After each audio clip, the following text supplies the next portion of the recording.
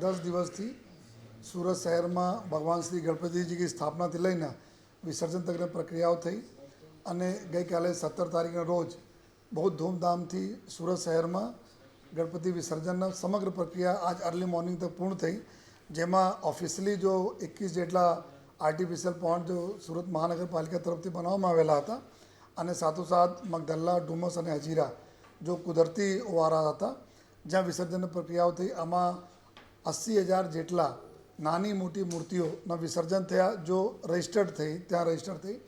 આ સિવાય અમે લોકો જોયા કરીબ 10,000થી વધુ મૂર્તિઓ લોકો પોતપોતાના સોસાયટીમાં વિસર્જન કર્યા, જેના 1 ફૂટ લઈને 9 ફૂટ સુધી તક માટીની મૂર્તિના અમે લોકો વિઝિટ કરી. જો આપણે સોસાયટીમાં, આપણે ફળિયામાં, આપણા શેરીમાં વિસર્જન કર્યા તો આનો જોઈએ તો લગભગ 90,000 પ્લસ જો ટોટલ મૂર્તિઓનું વિસર્જન થયા જોઈએ.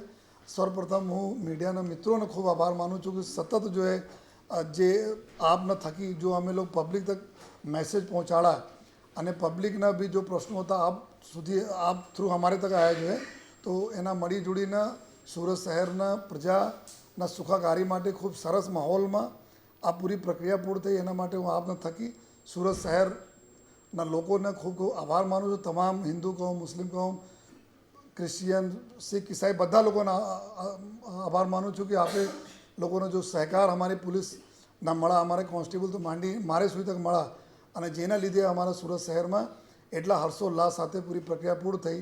અને આ વખતે જો નોંધની જો બાબતો હતી કે ખૂબ સમયસર બધા લોકો મૂર્તિઓના વિસર્જિત કરવા માટે જો સમયસર નીકળ્યા અને અલગ અલગ મગદલ્લામાં બી ખૂબ મોટી સંખ્યામાં મૂર્તિ વિસર્જન થયા ગત વર્ષ.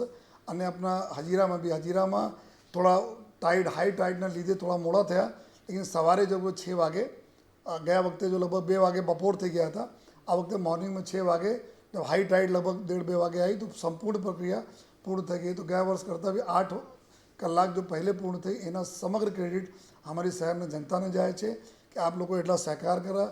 રૂટ રસ્તાઓ જો પોલીસ તરફથી બનાવવામાં આવેલા હતા, આપ એના જોઈએ ફોલો કરે જોઈએ અને લોકો અલગ અલગ રૂટ પર જ્યારે નીકળ્યા તો લોકોને દર્શન કરવાના બી ખૂબ લાભ મળ્યા. આજે છાપાઓમાં અમે જોયા કે ઘણા બધા વિસ્તારના લોકો ખૂબ ખુશ થયા છે કે એના વિસ્તારમાંથી જો દર્શન કરવાના એના તક મળવા જોઈએ. અને હું ફરીથી એસએમસી, ડીજીવીસીએલ, ટોરેન્ટ પાવર, આપણા જેટકો અને અન્ય જેટલા બી મેટ્રો અને તમામ એવા એજન્સીઝ જો આપણા સાથ સહકાર સુરત શહેરના પ્રજાના સુખાકારી માટે આપેલા, એના તમામ લોકોનો અમે આભાર માનીએ છીએ. અને ફરીથી જોઈએ મીડિયાના મિત્રોને ખાસ આભાર.